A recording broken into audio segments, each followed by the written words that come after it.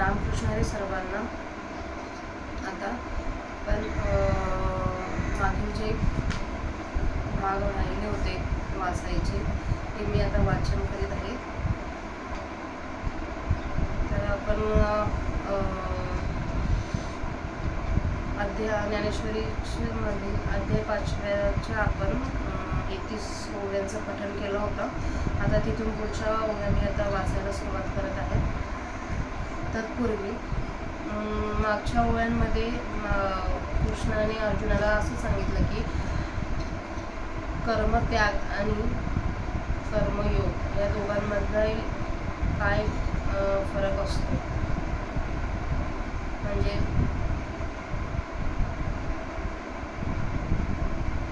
आपण आपल्या दैनंदिन जीवनात राहूनही आपण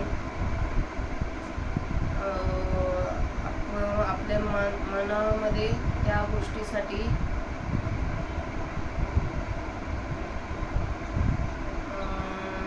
निसंग, त्या गोष्टीपासून निसंग, त्या म्हणजे आपण जे काही आपल्या दैनंदिन जीवनामध्ये आपण करत असतो कर्म, त्या कर्माच्या फलाविषयी आपल्याला वाटतं की हे आपण एखाद्यासाठी आपण हे केलं तर त्याच्या बदल्यातही आपल्याला त्याच प्रकारची भावना, त्याच प्रकारचे विचार आपल्याला त्या बदल्यात मिळाले पाहिजे. हे झालं, हे आपण जे कर्म केलं त्याच्या फलाची अपेक्षा करतो हे, आणि आपण एखाद्यासाठी काहीतरी केलं आणि आपण ते आपण केलंय ते हे विसरून आपण पुढे चालत राहिलं, त्याला म्हणतात कर्म त्याग.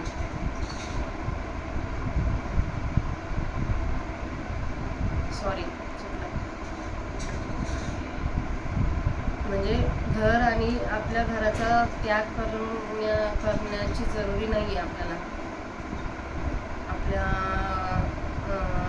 दैनंदिन जीवनात जे काही आपले कामं आहेत ती करतच आपण भगवंताची प्राप्ती करू शकतो. म्हणजे आपलं आपल्या घराचा त्याग करून, म्हणजे त्याग करून संन्यास घेऊन, हे झालं संन्यास घेणं आणि सर्वांपासून अलिप्त राहणं, हा झाला आपला कर्मत्याग. पण कर्मयोग काय सांगतो की आपण आपल्या वाट्याला जे आले आहे, जी कर्म करत आहे आपण, ती कर्म करतच त्या मनाला त्यांची आसक्ती, जे आपलं मन घेत असतं की हे मी केलं ते मी केलं, ते आसक्ती घेणारं मन जेव्हा त्या गोष्टीपासून विरक्तीची भावना आपल्या मनात येते त्यावेळेस झाला तो कर्मयोग, असं श्रीकृष्णाने अर्जुनाला सांगितलं. तर आता आपण त्याच्या पुढे काही श्रीकृष्ण अर्जुनाला सांगतो ते बघूया.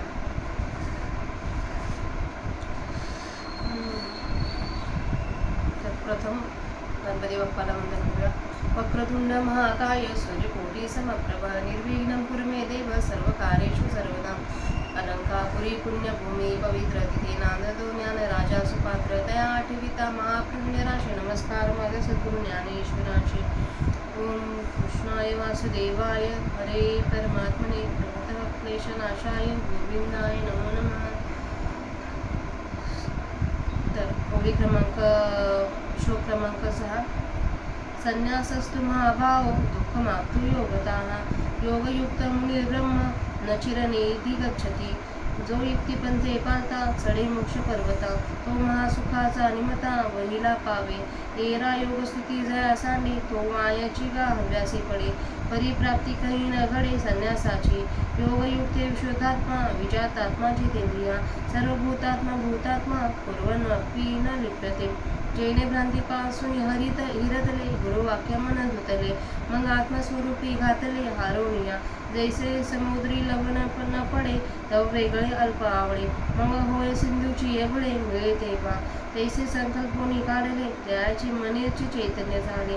तेने एक दिशे परी व्यापिले लोकत्रये. आता करता कर्म करावे हे कुठले तया स्वभावे. आणि करी जरी आगवे तरी अकर्ता तो. नैव किंचित करोमीति युक्त मन्येत तत्त्वविद. पश्यन् शृण्वन् स्पृशन् जिघ्रन् शन्नन् गच्छन् स्वप्नन् श्वसन् प्रलपन् विसृजन् गृह्णन्नुन्मिषन् निमिषन्नपि इंद्रियाणींद्रियार्थेषु वर्तन्त इति धारयन्. जे पार्था तया देही मी ऐसा आठव नाही तरी कर्तृत्व कैसे काही गुरे सांगे. ऐसे तनयु त्यागे विने अमृताचे गुण दिसती संपूर्ण योगयुक्त. एरवी अनेकांची यापरी तोही एक शरीरी अशेषही व्यापारी वर्ततो दिसे. तोही नेत्री पाहे श्रवणी एक तू आहे परी तेथीचा सर्वता नोहे नवल देखे. स्पर्शासी तरी जाणे परी मळुसे विघ्राने अवसरेचे युद्ध बोलणे तयाही आती. आहाराते स्वीकारी त्यजावे ते परिहरी निद्रेची अवसरी निदेची सुखम. आपुलवनी इच्छावशे तोही गा चालतो दिसे पै सकळ कर्म ऐसे राहाटे तीर. हे सांगो काही एक देखे श्वासोश्वासाधिक आणि निमिषोनिमिष आदी करुणी. पार्थातयांचा ठाई हे आघवची हाती पाही परी तो करता नव्हे काही प्रतीती बळे. जे भ्रांतीसे जे सुतला तै स्वप्न सुखे भूतला मग तो ज्ञानोदयीचे येईला म्हणून या. ब्रह्मणाध्याय कर्माणि संगत्यक्त्वा करोति यः लिप्यतेन स पापेन पद्मपत्र विमिंभासा. आता अधिष्ठान संगती अशेषाई इंद्रियवृत्ती आपुलेली अर्थी वर्तत आहाती. दीपाचे प्रकाशे गृहेची व्यापार जैसे देही कर्म जात तैसे योगयुक्ता.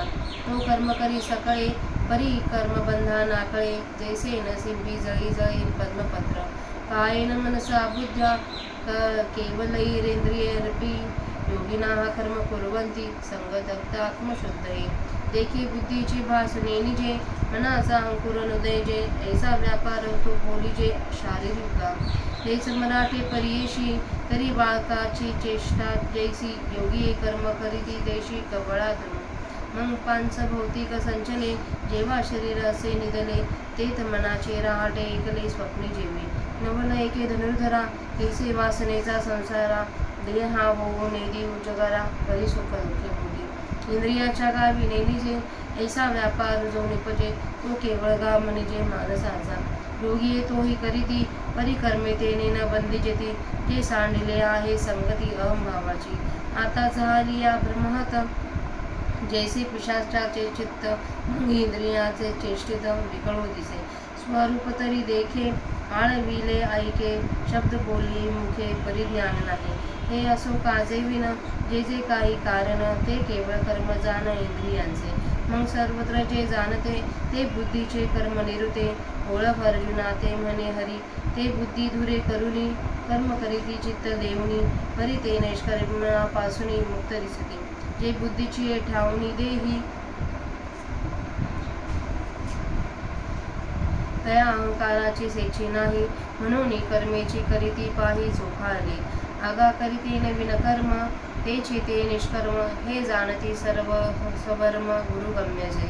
आता शांतरसाचे भरिते सांडिता आहे पात्राते जे बोलणे बोला परवते बोलविले. ऐथ इंद्रियांचा पांगू जया फिटला आहे चांगू दयासीची आधी लागू परिसावळा. हे असो अति प्रसंगू न संडीपा कथा लागू होईला शोक संगती भंगू म्हणून्या. जे मना आकळिता कुवळाडे घाऊ सीता बुद्धी नातुडे ते देवाचे निसरवाळे सांगवले तुझ. जे शब्दातीत स्वभावे ते बोलीची जरी फावे तरी अनेक काय करावे सागे कथा. हा आरती विशेष श्रोतयांचा जाणून दास निवृत्तीचा. मग संवाद तया दोघांचा परिसोनी करीचा. मग कृष्ण म्हणे पार्थाते आता प्राप्ताचे क्षीर्य पुरते सांगेन तुझ निरुते चित्त देई. युक्ता हा कर्मफलम त्यक्त्वा शांतिमाप्नोति नैष्टिकम्. अयुक्ता काम कारेण फलसक्तो निबध्यते. तरी आत्मयोगी अथिला जो कर्मफळाशी विटला तो घरी गोणी वरीला शांती सगी एरू कर्मबंधे करीटे अभिलाषाची या गाठी कळसला कुंडी फळभोगाच्या. आता भगवद्गीतेतल्या श्लोकांचा आणि त्यांच्या माहुलींच्या प्राकृत भाषेतील मुलांचा पठण झालं आहे. तर आता त्याचा मराठीत अर्थ बघूया.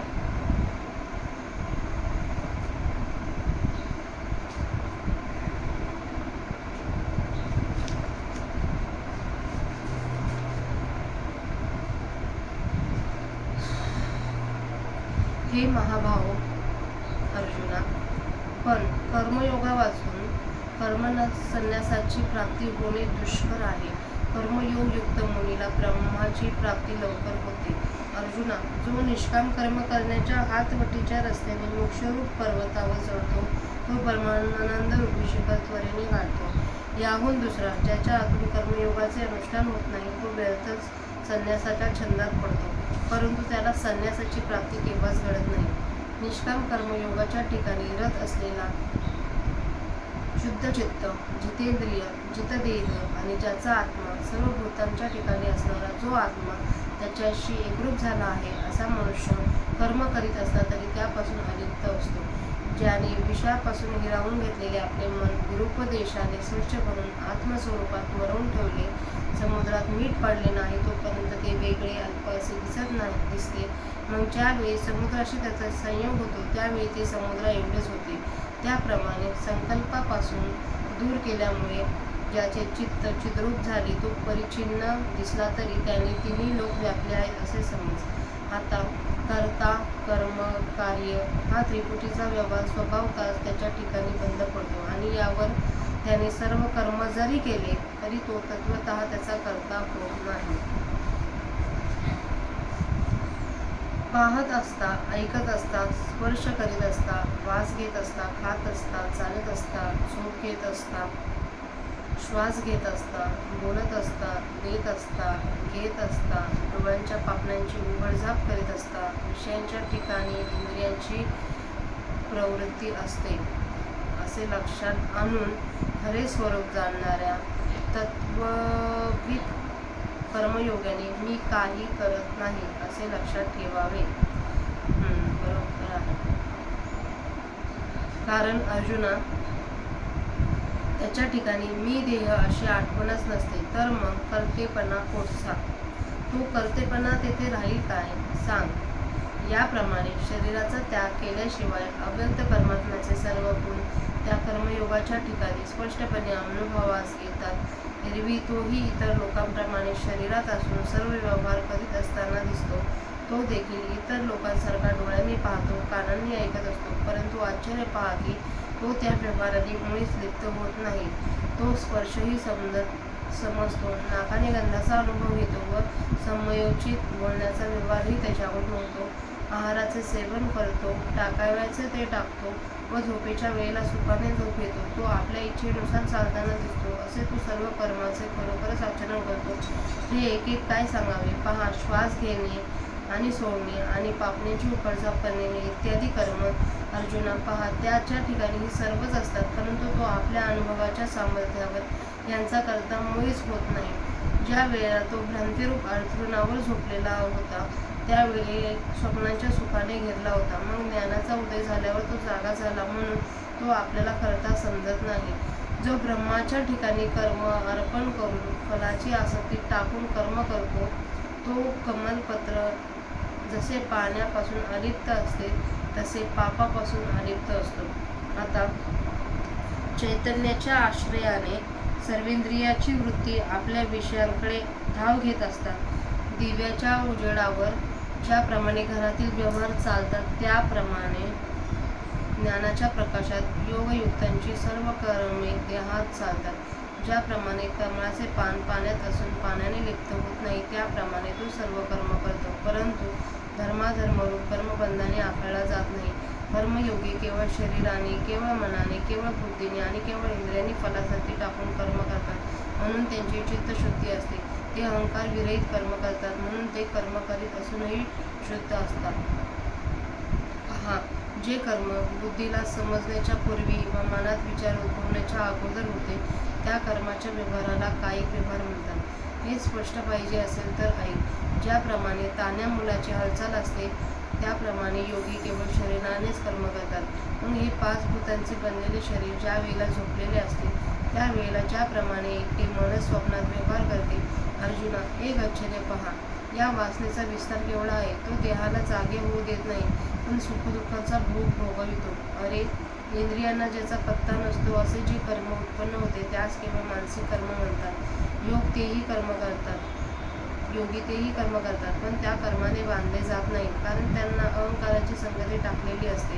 आता ज्याप्रमाणे भूत संचार झाल्यामुळे चित्त भ्रमिष्ट होते मग त्या माणसाच्या इंद्रियांच्या क्रिया अमेळ दिसतात, त्यास रूप दिसते, हाका मारलेले ऐकू येते, तो तोंडाने शब्दांचाही उच्चार करतो परंतु हे सर्व केल्याची त्यास जाणीव नसते. हे राहू द्या. तो प्रयोजना वाचून जे जे काही करतो ते सर्व केवळ इंद्रियांचे कर्म आहे असे समज. मग श्रीकृष्ण अर्जुनाला म्हणाला, सर्व ठिकाणी जाणण्याचे जे कर्म आहे ते खरोखर बुद्धीचे आहे असे ओळख. ते कर्मयोगी बुद्धी पुढे करून मनपूर्वक कर्म करतात पण ते निष्कर्म स्थितीस प्राप्त झालेल्या पुरुषापेक्षाही मुक्त दिसतात कारण त्यांच्यामध्ये बुद्धीपासून देहापर्यंत कुठेही अहंकाराचे स्मरणच नसते. म्हणून अशा कर्माचे आचरण करीत असताही ते शुद्धच असतात असे समज. अर्जुना, कर्तेपणाचा अहंकार टाकून केलेले जे कर्म तेच निष्कर्म होय ही गुरुकडून कळणारी मर्माची गोष्ट प्राप्त पुरुष समजतात. आता माझ्या बोलण्यातील शांत रसाचा पूर मर्यादा सोडून उचंबळत आहे कारण बोलण्याच्या पलीकडील गोष्टीचे व्याख्यान करता आले. ज्याच्या इंद्रियांविषयीचा पराधीनपणा चांगल्या तऱ्हेने नाहीसा झाला आहे त्यांनाच हे ऐकण्याची योग्यता आहे. या ज्ञानेश्वर महाराजांच्या बोलण्यावर संत श्रोते म्हणतात, हे विषयांतर करणे पुरे. कळतेचा संबंध सोडू नकोस कारण तसे करण्याने श्लोकांच्या संगतीचा बिघाड होईल. जे मनाने आकलन करणे कठीण आहे, घासाघीस केली तरी बुद्धीला जे प्राप्त होऊ नये ते दैवाच्या अनुकूलतेने तुला सांगता आले. जे स्वभावतः शब्दांच्या पलीकडचे आहे ते बोलण्यात जर सापडले तर अनेकांचे काय प्रयोजन. तेव्हा तू श्रीकृष्ण अर्जुन संवादाची चाललेली कथा सांग. श्रोत्यांची अशी ही अतिशय उत्कंठा जाण निवृत्तीनाथांचे शिष्य ज्ञानेश्वर महाराज म्हणतात, कृष्ण आणि अर्जुन या दोघात झालेले संभाषण एवढा वेळ ऐकले ते लक्षात घेऊन यापुढे ऐका. मग श्रीकृष्ण अर्जुनाला म्हणाला, आता तुला कृतकृत्य झालेल्या पुरुषाचे चिन्ह संपूर्ण सांगेन, तू चांगले लक्ष दे. कर्म करणारा योगी कर्मफलाचा त्याग करून अत्यंत श्रेष्ठ अशी शांती मोक्ष मिळवतो. कर्मयोगाच्या ठिकाणी अयुक्त असलेला व फलाच्या ठिकाणी आसक्त असलेला मनुष्य कामाच्या योगाने प्रेरित झाल्यामुळे बंधन पावतो. तरी या जगात ज्ञानयोगाने जो संपन्न झाला आहे आणि ज्याला कर्मफलाचा वीट आलेला आहे त्याला घरात घुसूनही शांती वरते. अर्जुना, त्याहून दुसरा अयुक्त कर्माच्या बंधामुळे अभिलाषेच्या दाव्याने फलभोगाच्या कुंडाला बांधला जातो. तर आजच्या इथे सुरू इथं झालेले आहेत वाचून मराठी अर्थासहित.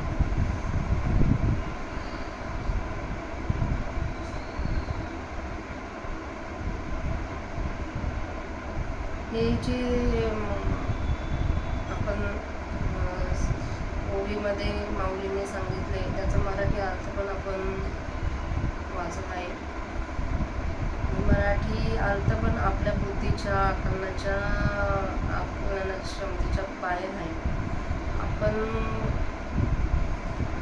आपली योग्यता नाही आहे त्यांचं संभाषण आपल्याला समजण्याची आणि ते समजल्यानंतर अंमलात आणायची. कारण की आपण खूप